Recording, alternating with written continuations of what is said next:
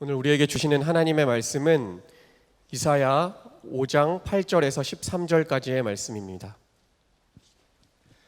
너희가 더 차지할 곳이 없을 때까지 집에 집을 더하고 밭에 밭을 늘려나가 땅 한가운데서 홀로 살려고 했으니 너희에게 재앙이 닥친다. 만군의 주님께서 나의 귀에다 말씀하셨다. 많은 집들이 반드시 황폐해지고 아무리 크고 좋은 집들이라도 텅 빈 흉가가 되어서 사람 하나 거기에 살지 않을 것이다. 또한 열흘가리 포도원이 포도주 한 바트밖에 내지 못하며 한 호멜의 씨가 겨우 한 에바밖에 내지 못할 것이다. 아침에 일찍 일어나 독한 술을 찾는 사람과 밤이 늦도록 포도주에 얼이 빠져 있는 사람에게 재앙이 닥친다. 그들이 연회에는 수금과 검은고와 소고와 피리와 포도주를 갖추었어도 주님께서 하시는 일에는 관심이 없고 주님께서 손수 이루시는 일도 거들떠보지를 않는다. 그러므로 나의 백성은 지식이 없어서 포로가 될 것이요 귀족은 굶주리고 평민은 갈증으로 목이 탈 것이다. 지금 나라적으로나 개인적으로 참 쉽지 않은 시간을 보내고 있습니다. 나라 안에 메르스 가뭄으로 인하여서도 어렵고 또 우리 각자 개인도 재정적으로도 참 빡빡한 시대를 보내고 있는 이때에 그렇기 때문에 감사가 우리에게 필요합니다. 감사로 돌파해 나가야 될 시점이 됐습니다. 하나님이 다음 주에 저희에게 맥주 감사 주일 지킬 수 있도록 하나님께서 열어주셨는데, 개인적으로 기도하게 되는 것은 맥주 감사 주일을 기점으로 저희의 상황이 다 뒤집어질 그렇게 됐으면 좋겠습니다. 하나님이 또 그렇게 하실 것입니다. 그래서 한 주간 동안 여러분 맥주 감사 주일은 첫 열매를 감사하는 것이기도 하고 첫 열매 되신 예수님이시지요. 그리고 또 우리 안에 오신 성령님에 대하여 너무 놀랍게 열어주시는 절기입니다. 그래서 이 부분에 대하여 한 주간 동안 감사하시고 또 감사로 한 주간 사시고 준비하셨다가 다음 주에 또 우리가 함께 모였으면 좋겠습니다. 오늘은 참 특별한 예배로 하나님께 우리가 올려드리게 되었는데, 국내외 단기 선교 파송 예배를 오늘 귀한 간증도 듣고 또 함께 기도도 했는데, 이와 관련한 말씀을 여러분과 좀 나누려고 합니다. 박우영 목사님이 이전 말씀 시간에 몇 번 언급하신 적이 있으신데, 저희 선한목자 젊은이 교회가 올해로 벌써 이제 9년 차가 되어 갑니다. 지난 2006년에 선한목자교회 청년부에서 독립을 하였고 지금 이제 벌써 내년이면 10년이 되는 겁니다. 제가 외부에서 사람들을 만날 때마다 젊은이 교회를 소개를 하는데 그때마다 저에게 물어보시는 질문이 있으세요? 젊은이 교회와 청년부는 도대체 무슨 차이냐? 이 질문을 물어보십니다. 우리도 그냥 보면 저희가 선한목자교회 청년부이잖아요. 교회 건물도 같고 담임 목사님도 같으시고, 그러니 우리는 청년부이잖아요. 그런데 왜 청년부라고 안 하고 젊은이 교회라고 하냐라는 겁니다. 이 자리에 계신 여러분들 중에서도 이 질문에 이렇게 선뜻 대답하기가 어려운 분들이 계실 것 같아요. 많은 분들이 생각하시기를 우리 청년들이 매우 자발적으로 청년들이 움직이고 그리고 그 규모도 이렇게 꽤 크니 이렇게 말로 표현하기를 청년부라고 말하기보다는 젊은이 교회라고 말하는 게 더 낫겠다, 이 정도로 생각하시는 경우가 많습니다. 그런데 그렇지가 않습니다. 저희 젊은이 교회가 청년부와 구별되는 두 가지 분명한 특징이 있습니다. 하나는 의사결정권이 독립된 거고 하나는 재정의 독립입니다. 저희 젊은이 교회는 청년들 중심으로 모든 의사가 결정이 됩니다. 저희 안에 청년 장로님들이 계세요. 지금 이 자리에도 앉아 계세요. 누군지 한번 보세요. 장로님처럼 생기신 분들. 젊은이 교회 안에서 비교적 늙은이가 장로님이시냐? 그렇지 않습니다. 각 팀의 팀장님들이 그 해에 장로님의 역할을 감당하는 겁니다. 그래서 담임 목사님과 그리고 모든 사역자 그리고 그 팀장님들이 함께 회의로 모여 기획위원회라고 저희는 하는데, 기획위원회로 모여서 모든 의사를 기도함으로 결정합니다. 만장일치제입니다. 누구 한 명이라도 반대하거나 아직 마음이 동하지 않으면 어느 안건도 처리가 안 됩니다. 왜 이렇게 한 것인가? 성령님 안에서 청년들이 반응하여 교회를 세우는 교회로 나아가고자 그런 결정을 한 겁니다. 또 하나의 특징은 재정의 독립이에요. 우리 청년들이 낸 헌금이 그대로 다 젊은이 교회의 재정으로 사용됩니다. 선한목자교회로부터 따로 받는 청년부용 재정 없어요. 그래서 선교, 봉사, 예배, 구제, 모든 교회 운영을 우리 청년들이 낸 헌금으로만 사용하고 있습니다. 저희가 교회 건축비 상환도 저희가 일부분을 맡아서 하고 있어요. 왜냐하면 저희 젊은이 교회도 이 건물 같이 쓰고 있잖아요. 그리고 모든 사역자 사례비도 우리 청년들의 헌금으로부터 나옵니다. 저희 두 딸의 우유비도 우리 여러분들의 헌금으로 나오는 거예요. 여러분, 왜 이렇게 젊은이 교회가 독립했을까요? 이유는 두 가지 있습니다. 청년의 때가 갖는 아주 특징적인 두 가지 특징이 있어요. 첫 번째는 여러분, 청년은 더 이상 누군가로부터 보호받고 누군가로부터 통제받는 시기 아닙니다. 어린아이가 아니에요. 이제 여러분도 곧 한 가정의 가장이 되고 한 가정을 이끄는 사람이 되고 나라와 민족도 이제 곧 여러분들이 주역이 됩니다. 뿐만 아니라 교회도 이제 곧 여러분들이 주도적으로 이끌어야 될 시기가 얼마 남지 않았습니다. 그러니까 지금부터 부지런히 교회를 세우는 연습을 청년 때에 해야죠. 청년으로서 교회를 세우다가 실패하더라도 청년이라는 이름은 용서가 가능한 거예요. 그렇게 교회를 세우는 연습을 하고 실험을 하다가 나중에 정말 실패하지 말아야 할 때, 그때 여러분들이 지금 훈련하고 실험한 것이 그대로 교회를 세우고 든든히 세우는 일을 하겠죠. 이게 청년의 때의 특징입니다. 그리고 두 번째의 특징은 청년은요, 말씀에 반응하는 속도가 엄청 빨라요. 그 어떤 시기보다도 청년의 시기에는요, 되게 역동적으로 하나님의 말씀에 반응합니다. 왜냐하면 우리는 별로 포기할 게 없어요. 정리할 게 없습니다. 이제 조금만 지나면 돈 모아지게 되죠. 딸린 가족 생깁니다. 그러면 어른 성도들 하나님이 도전하실 때 생각하고 따지고 정말 따질 게 많습니다. 그러나 우리는 그렇지가 않아요. 어디로 가라 하나님께서 말씀하시면 갖고 있는 것 없으니까 금방 예 하고 가는 거죠.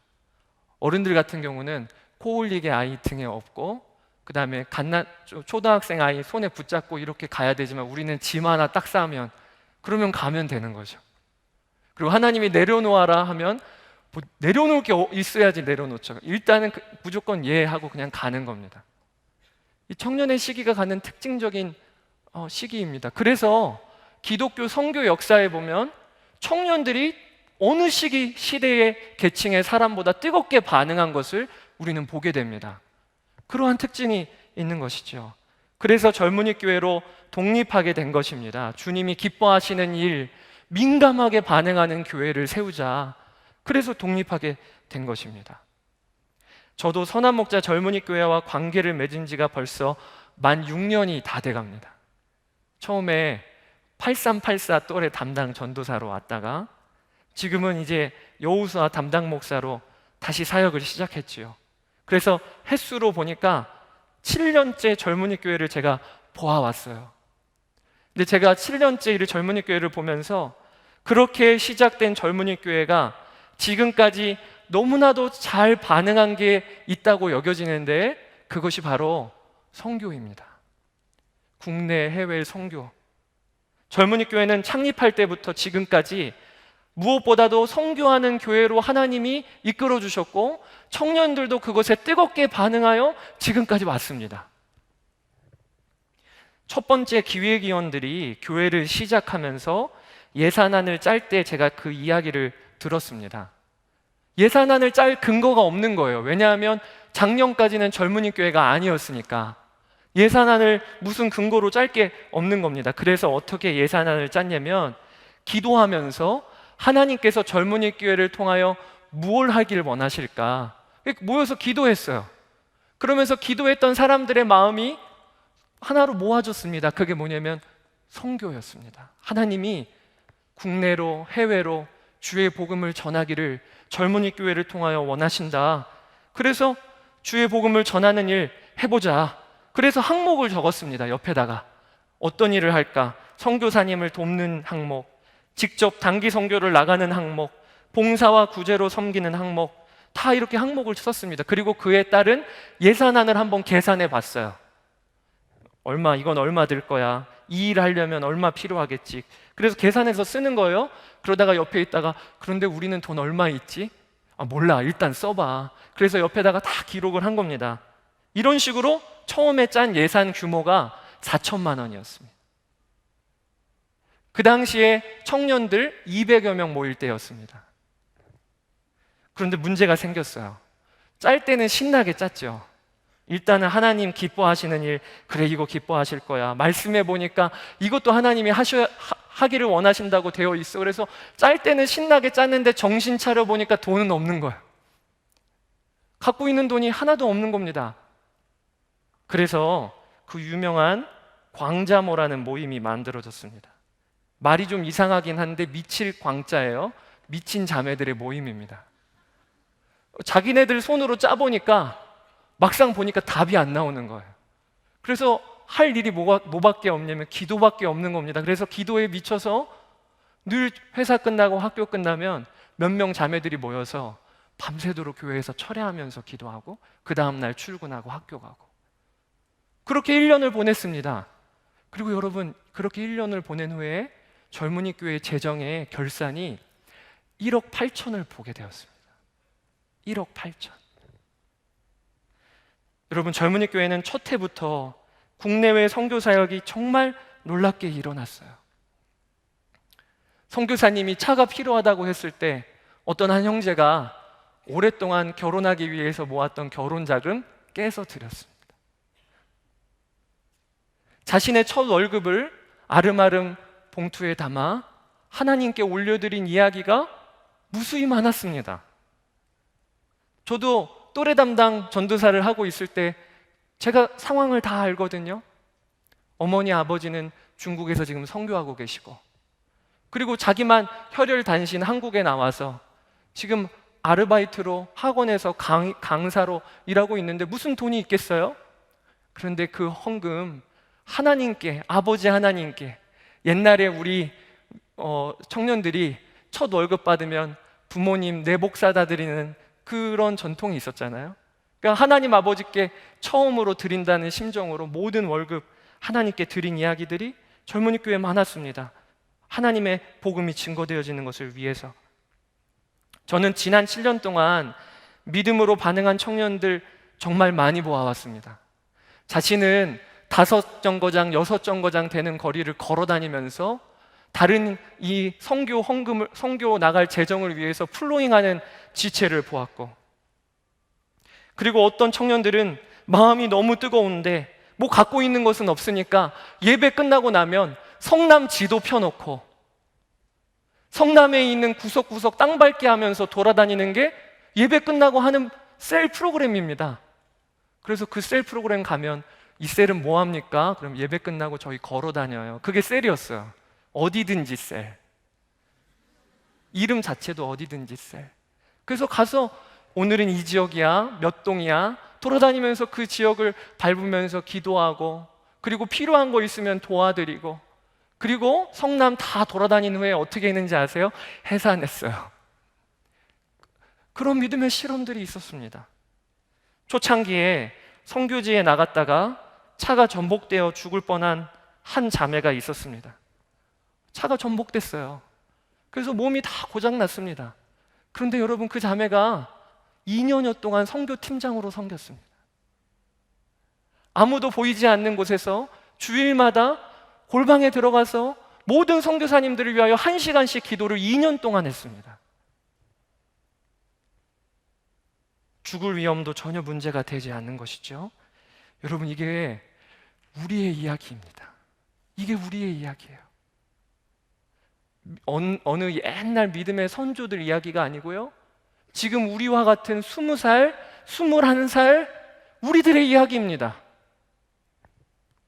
그리고 금년도 오늘 아까 전에 여러분 파송 예배를 했지만 지금 그 일이 일어나고 있는 것입니다. 지금은 젊은이 교회가 재정 규모나 또 예배 인원이 9년 전에 비해서 정말 놀랍게 성장했습니다. 재정 규모 10배 됐어요. 예배 인원 5배입니다. 아마 이 나라에서도 이렇게 1000명이나 1000명 정도가 되는 청년들이 함께 예배하는 그런 예배 많지 않을 겁니다. 특별히 9, 6도래부터 8, 1도래까지 함께 예배드리는.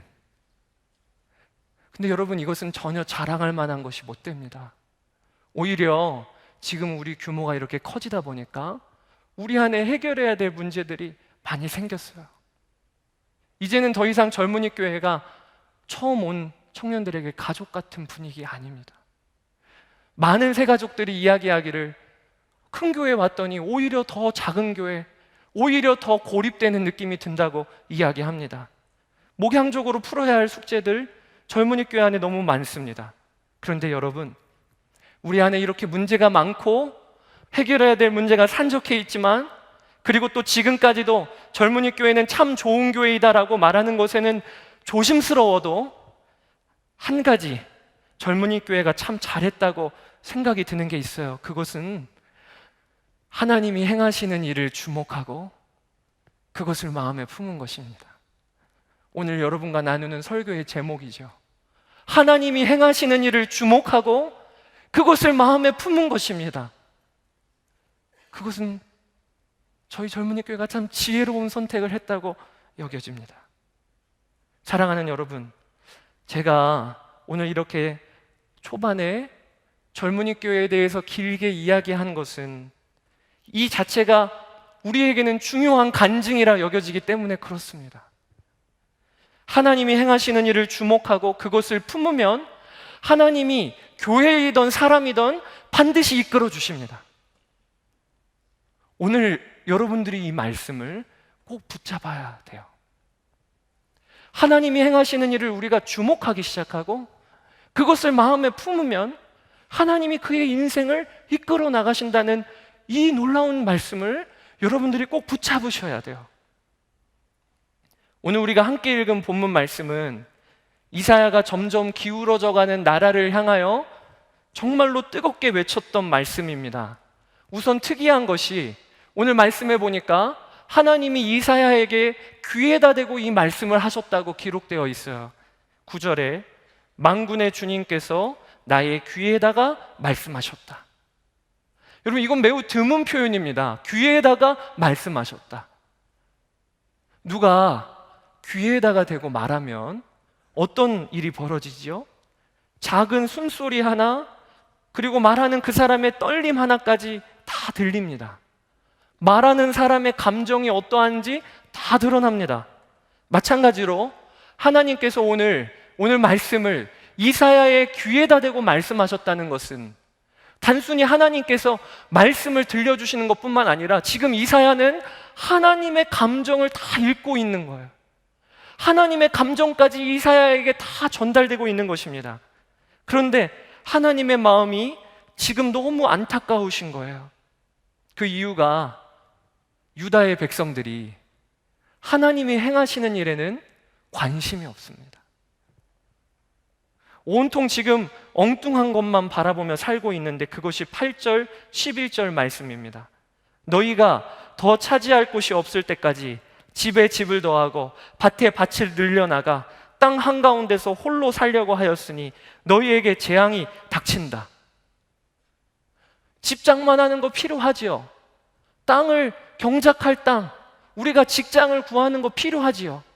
그런데 지금 유다에 있는 백성들은 땅 가운데 홀로 사는 것과 같이 그렇게까지 될 정도로 땅에 땅을 더하고 집에 집을 더하고 있는 겁니다. 온통 집장만 하는 생각밖에 안 해요. 온통 땅 늘리는 생각밖에 안 하고 있어요. 그게 지금 그들의 모습이에요. 11절 말씀에 아침에 일찍 일어나 독한 술을 찾는 사람과 밤이 늦도록 포도주에 얼이 빠져 있는 사람에게 재앙이 닥친다. 지금 그들이 온통 사람들과 교제하고 아침에 일어나서 독주 찾고 밤에 잠자리에 들기 전에 사람들과 연애를 즐기고 술 마시는 일에만 지금 얼이 빠져 있다고 표현하고 있어요. 저는 이 본문 읽으면서 어쩜 지금의 시대와 너무 똑같은 것 같아요. 우리 주위에서 벌어지고 있는 일이지요. 그런데 그들이 정작 하나님의 일에는 관심이 없어요. 그게 오늘 12절 말씀입니다. 그들이 연회에는 수금과 검은고와 소구와 피리와 포도주를 갖추었어도 주님께서 하시는 일에는 관심이 없고 주님께서 손수 이루시는 일도 거들떠보지를 않는다. 하나님이 행하시는 일은 관심도 없고 거들떠보지도 않아요. 여러분, 지금 이 본문에 있는 남유다 주변의 나라들의 정세는 얼마나 급격하게 변하고 있는 정세인지 모릅니다. 바로 위에 북이스라엘은 나라가 이제 점점 기울어져 가고 있습니다. 그리고 위와 아래에서 애국과 그리고 아수르가 시시탐탐 노리고 견제하는 상황입니다. 저 멀리 신흥 강대국인 바벨론은 그렇게도 잔인하게 국가들을 점령해 나가고 있는 상황입니다. 그런데 남유다 사람들은 전혀 관심이 없어요. 하나님께서 그렇게 급격하게 국제 정세를 몰아가고 계신데도 남유다 사람들은 전혀 관심 없어요. 그들에게 관심은 오직 포도주 갖추는 것, 연애를 즐겨야 되니 검은고 갖추는 것, 피리 갖추는 것입니다. 여러분, 우리도 지금 저 오늘 어제 신문에 미국에서 이제는 동성 결혼이 합법화가 됐습니다. IS는 1주년을 맞이하여서 여기저기서 폭탄 테러를 벌이고 있습니다. 그런데 우리는 관심이 없어요.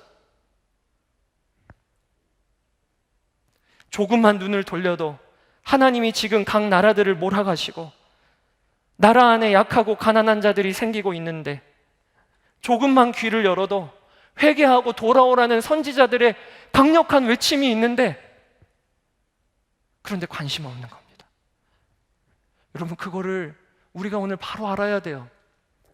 하나님의 백성들이 하나님이 행하시는 일에 관심을 두지 않으면 그것은 재앙입니다. 하나님이 오늘 강력하게 경고하고 계세요. 너희가 지금 땅에 땅을 늘리고 있느냐?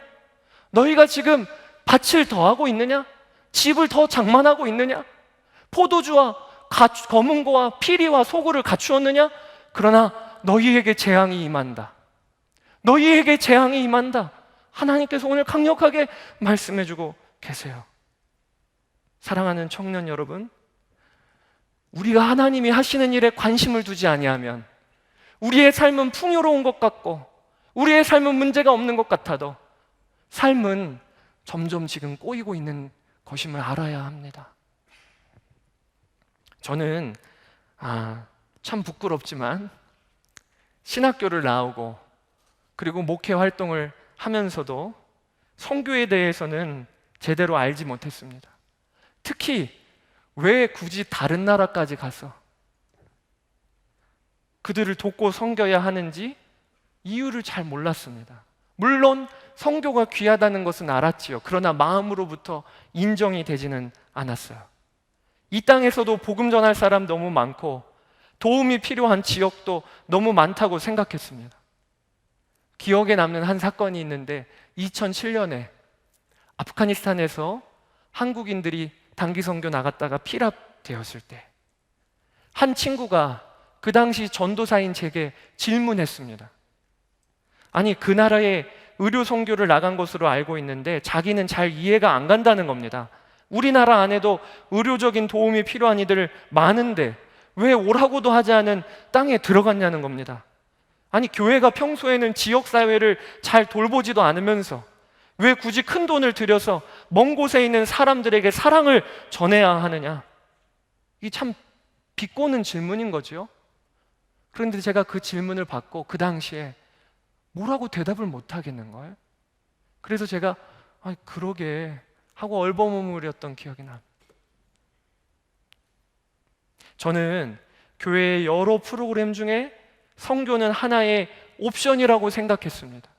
그래서 어떤 교회는 선교에 유난히 선교를 특출나게 잘하는 교회가 있고, 어떤 교회는 그거는 잘 못해도 기도는 특출나게 잘하는 교회가 있고, 다 교회마다 색깔이 다른 것이고, 나도 그냥 앞으로 기도 사역 잘하면서 기도 중심인 교회 세워가야지, 그렇게 생각했어요. 선교에 대한 부르심은 특별한 사람에게만 있는 것으로 생각했습니다. 그래서 선교사님들 보면 저분은 수출용, 나는 내수용. 하나님이 그렇게 구별하여 쓰시는구나. 정말 그렇게 생각했어요. 그래서 각자 일 잘하면 되는 거지. 그런데 2010년이죠. 제가 젊은이 교회에서 MST 단기 선교 훈련을 듣다가 그 해의 주제 말씀이었는데 정말 엄청난 말씀을 보게 되었습니다. 복음이 모든 민족에게 증거되면 그제야 끝이 온다는 마태복음 24장 14절 말씀입니다. 이 천국 복음이 모든 민족에게 증언되기 위하여 온 세상에 전파되리니 그제야 끝이 오리라. 이것이 그 해의 MST 주제 말씀이었는데, 제가 이 말씀을 딱 부딪혀 보니까 왜 굳이 해외에까지 나가서 복음을 전해야 되는지가 오늘 그 본문에 나와 있는 겁니다. 하나님은 모든 민족 중에서 하나라도 하나님의 복음을 못 들은 민족이 있다면 아직 오시지 않기로 하나님이 결정하셨다는 거예요. 아직 선교의 완성이라고 여기지 않으시겠다는 거예요. 아직 끝이 아니라고 하나님이 결정하셨다는 거예요. 모든 민족에게 복음이 증거되어야 하나님은 오신다고 하나님 스스로 결정하셨다는 겁니다. 저는 그전에도 읽었던 말씀인데 제 마음에 와서 확 깨달아지니까 얼마나 부끄러웠는지 몰라요. 왜 굳이 해외로 나가서, 그것도 우리를 환영하지 않는 곳으로 가서 복음을 전하는지 그제서야 알게 됐어요. 아프가니스탄에서 피랍되셨던 분들은 이 하나님이 하시는 일이 무엇인지도 알고 있었고, 하나님이 하시는 방향에 대해서도 알고 있었던 것입니다. 여러분, 하나님은 지금도 선교하시는 하나님이십니다. 예수님은 이 땅 가운데 선교사로 오셨습니다. 그리고 성령님은 우리를 통하여 이 말씀이 이루어지도록 모든 민족에게 주의 복음이 한 민족도 빠짐없이 증거되도록 지금도 역사하고 계십니다. 세계의 역사는 하나님의 복음이 모든 민족에게 증거되어지는 역사가 세계의 역사입니다. 전 이걸 모르고 어떻게 교회 사역했는지 몰라요. 그러니까 사역자로 교회를 섬기고 있으면서도 나는 큰 교회 세울 거야, 나는 기왕이면 훌륭한 목사 될 거야, 전혀 엉뚱한 꿈을 꾸면서 사역했어요. 사랑하는 여러분, 하나님이 행하시는 일에 우리가 주목하고 우리의 삶의 초점을 그곳에 맞추지 않으면 우리의 삶은요, 그렇게도 노력해도 전혀 엉뚱한 방향으로 가고 있다는 것을 오늘 반드시 알아야 돼요. 여러분 중에는 각종 지표, 정세, 동향 지금도 꼼꼼하게 분석하고 살펴보는 분 있으실 겁니다. 요즘 시장의 동향은 어떻게 되는지, 국제 정세는 어떻게 되는지, 주식하시는 분들은 그거 잘 살펴야죠. 그래야 주식하는 거잖아. 학생들도 요즘 시험의 경향, 출제 경향이 어떤지, 토플은 어떠한 경향으로 나오고 있는지, 그리고 앞으로 비전이 있는 직업은 무엇인지 여러분 아마 꼼꼼히 지금 따지고 살펴보실 겁니다. 왜 우리가 이렇게 하죠? 잘 살려고 그렇게 하는 거죠. 잘 살려고. 기왕이면 뒤처지지 않고 이 땅에 살 때 잘 살려고 그렇게 하는 것 아니겠습니까? 그런데 여러분, 진짜 잘 사는 게 뭡니까? 진짜 우리가 잘 살고 있는 게 뭡니까? 하나님이 지금 이 시대에 무슨 일을 하시는지를 우리가 눈여겨 알고, 그것에 대하여 우리가 보고, 어떤 방향으로 하나님이 지금 너무나도 거대해서 보이진 않더라도 하나님이 이끌어가고 계신지를 우리가 그것을 읽을 줄 알아야지요.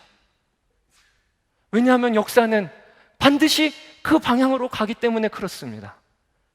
그게 잘 사는 것 아니겠습니까? 그리고 그게 그리스도인 아니겠습니까? 코스타 같은 청년 집회에서 가장 인기 있는 강의 중에 하나는 하나님의 음성 듣기, 하나님이 주신 비전 찾기 같은 강의입니다. 실제로 제가 청년들을 만나보니까 이 부분이 청년들에게는 가장 큰 화두입니다. 적어도 기독교 청년들에게는. 나를 향한 하나님의 계획과 뜻이 무엇인지 알고 싶어요. 내가 어떠한 진로로 가야 할지, 무슨 선택을 해야 할지 확인하고 싶어요. 그만큼 우리 청년들의 삶이 아직은 미지수라는 것이죠. 그런데 여러분, 만약에 이 자리에 이 질문을 갖고 계신 분이 계시다면 반드시 알아야 할 게 있어요.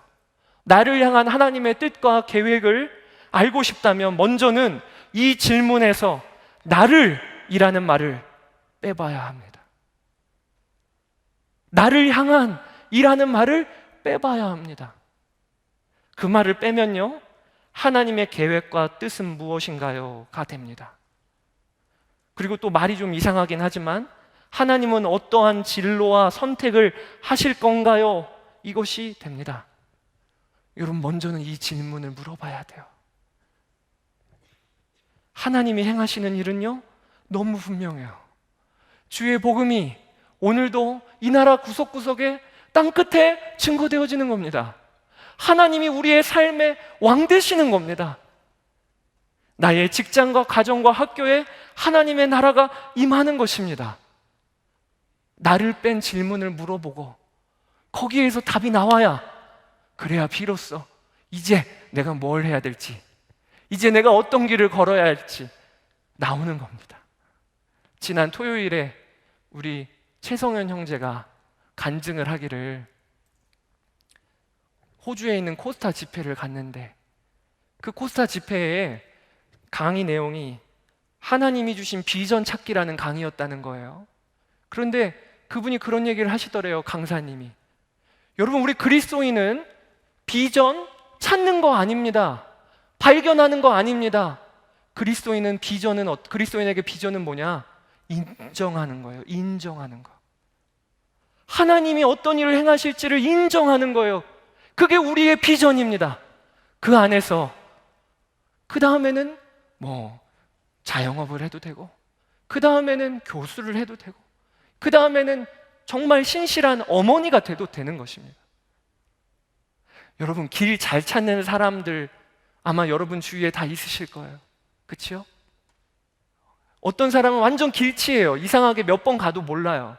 그런데 저 친구는요, 한 번 갔는데 길 너무 잘 찾아요. 길 잘 찾는 비결이 뭔지 아세요? 방향을 아는 거예요. 동서남북.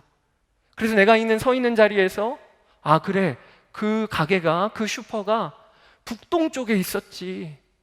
그래서 무슨 길이 있고 길 이름이 무엇이고 몇 번째 코너에서 꺾어줘야 되는지 몰라도 그 방향으로 가다 보면요, 아는 길이 반드시 나오게 되어 있어요. 그게 길을 잘 찾는 비결입니다.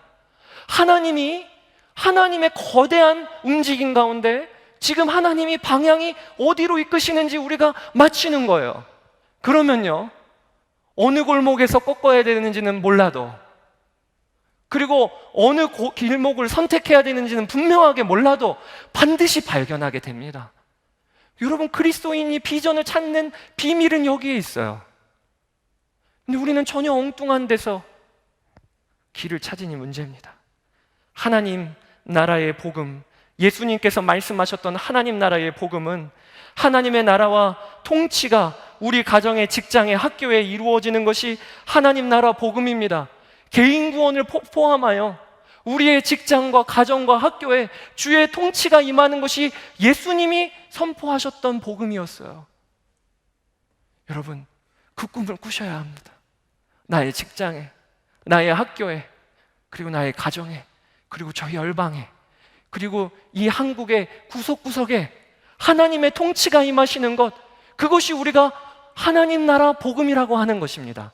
그리고 우리는 하나님 나라 복음을 생명으로 받은 자예요. 양화진 선교사 묘원에 가면 윌리엄 제임스 홀 선교사님 가족묘가 있습니다. 그는 목사이자 의사였는데 한국에 건너와 의료 선교 사역을 감당하다가 얼마 지나지 않아서 순직하셨습니다. 풍토병에 걸리고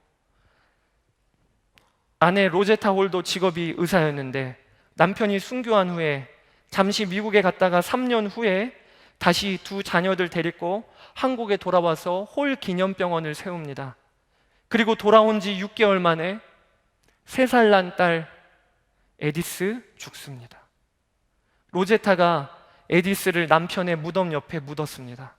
그리고 그 후에 아들 셔우드 홀과 그리고 그 아들의 아내인 메리안과 함께 이 로제타 선교사님이 40년 이상을 한국에서 선교하시다가 미국으로 돌아가셔서 하나님의 부르심을 받고 돌아가십니다. 그리고 다 양화진으로 그의 유골이 와서 그의 남편인 윌리엄 제임스 홀 그 무덤에 같이 묻힙니다. 그래서 지금 우리가 양화진에 가면 홀 선교사님 가족묘가 있는데 거기에는 5분이 묻혀 있습니다. 5분이. 그런데 이 윌리엄과 로제타가 처음에 만난 이야기가 유명합니다.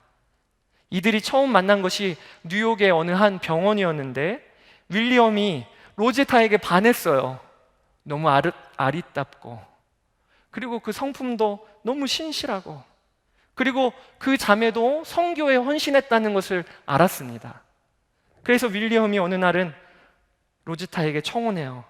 나와 결혼해서 함께 하나님 나라 복음을 전합시다.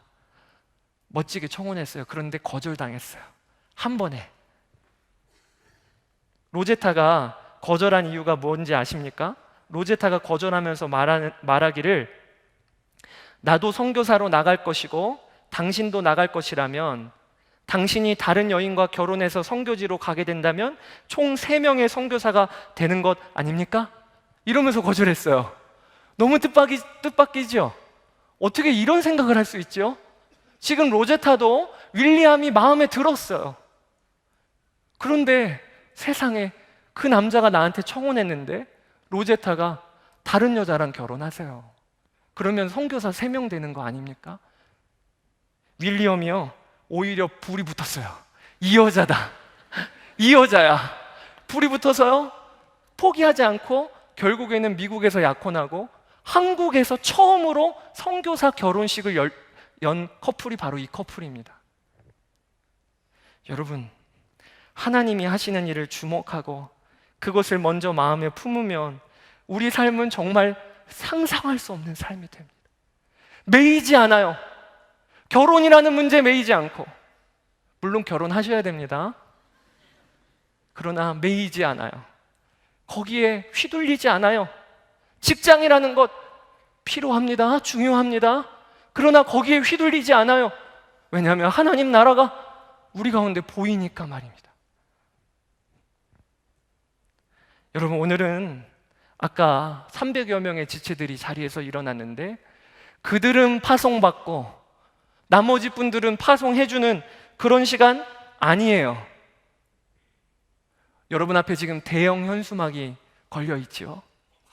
제가 이번 주에 말씀을 준비하다가 그런 생각이 문득 들어요. 이 대형 현수막 만드는 거 비용 적잖게 듭니다. 아니 뭐 이렇게 요란하게 만들어서 굳이 이렇게 대형 현수막까지 걸 필요가 뭐가 있을까? 그런데 말씀을 준비하면서 하나님이 현수막을 걸게 하신 이유가 있다는 생각이 들어요. 하나님이요, 우리 청년들이 한 주간 동안 정말 정신없이 각자의 자리에서 세상에 신경 쏟고 거기에 매여 살다가 오늘 예배에 왔는데 하나님이 너무나도 분명하게 거부할 수 없을 정도로 현수막을 다신 거예요. 내가 지금 무슨 일을 하는지 봐라. 내가 지금 무슨 일을 진행하고 있는지 너희들이 보아라. 그래서 잊을만 하면 매년 이 시즌에 현수막 다시는 거예요, 하나님이. 우리의 삶에 매여 있지 말고 하나님이 하시는 일을 좀 눈 열어보라고. 그러니 이 자리에는 여기 있는 여러분 모두가 다 하나님이 하시는 일에 눈 열어보고 그것에 마음을 품어야 합니다. 하나님의 계획이에요. 지금도 해외 선교는 다 정해졌어요. 이제 오늘 너무 하나님 분명하게 부르심 받고 저도 동참하겠습니다 이러면 안 껴줍니다. 티켓팅 다 했어요. 그런데 국내 단기 선교 200명 더 필요합니다. 더 나가야 합니다. 그곳에 있는 아이들 더 만나줘야 합니다. 아이들 한 명당 10명씩 붙어야 합니다. 여러분 각자 자리에서 다 참여하시기를 주의 이름으로 축복합니다.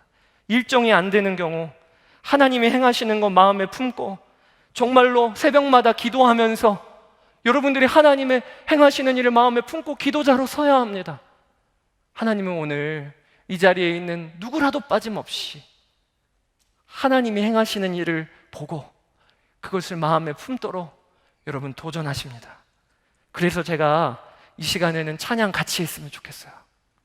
찬양 같이 하고 하나님께 누구는 찬양하고 나가고 누구는 찬양하고 보내는 거 아니고 우리는 찬양하면서 하나님께 다 나가는 사람들입니다. 이 자리가 다 결단하는 사람들입니다. 하나님 행하시는 일 제가 그걸 마음에 품고 저도 거기에 동참하겠습니다. 저의 삶의 자리에 주님의 나라의 통치가 임하는 이 일을 저도 주여 제가 아멘하며 일어나겠습니다. 여러분 그렇게 초청합니다. 이 시간 우리 자리에서 다 일어납시다. 다 일어나서 찬양하고 하나님께 결단의 기도했으면 좋겠어요. 주님, 우리 주님을 찬양합니다. 향방 없이 하나님 지금 이곳저곳에서 너무나도 두려운 소식이 들리는 게 아니라 하나님 두려운 소식에도 불구하고 하나님의 나라 이 땅 가운데 한 번도 후퇴한 적 없으시고 지금도 하나님의 열심으로 이뤄가시는 하나님을 찬양합니다. 하나님, 지난 한 주간 동안 정말로 알게 모르게 매여 있어서 하나님 한 주를 어떻게 살아야 될지도 모르고 온 청년들, 하나님 또한 나의 앞날이 하나도 보이지 않고 두려움과 염려로 눌려있는 청년들, 이 시간 주여 풀어주소서. 주님, 주님의 나라의 영광을 보는 눈을 열어주시고 하나님이 행하시는 일이 무엇인지를 가슴에 품게 하여 주셔서 우리는 연약하지만 하나님 나라의 동참함으로 그 영광을 함께 누리는 이 계획이 이루어지게 하여 주시기를 원합니다. 하나님, 이번 여름에 국내외로 주의 복음이 놀랍게 증거되어지고 하나님 또한 우리의 삶의 평생에 가정과 직장과 학교에서 주님의 통치가 이루어지는 일이 일어나게 하여 주시옵소서. 오늘도 저 북한 땅에 있는 믿음의 성도들과 교회를 기억하여 주시고 통일의 소식이, 해방의 소식이 속히 오게 하여 주시고 열방의 주의 복음을 증거하는 선교사님들 영육간의 강건함과 성령의 기름 부음을 부어 주소서. 한 주간 동안 주여 저희가 우리 안에 오신 성령님에 대하여 감사하고 주님과 동행하는 눈이 열리고 그리하여 다음 주에는 주님께 감사로 하나님 우리의 삶이 역전되어지는 일이 벌어지기를 원합니다. 이 나라 민족 또한 그렇게 되기를 원합니다. 감사합니다. 찬양합니다. 주 예수 그리스도의 이름으로 축복하며 기도드렸습니다. 아멘.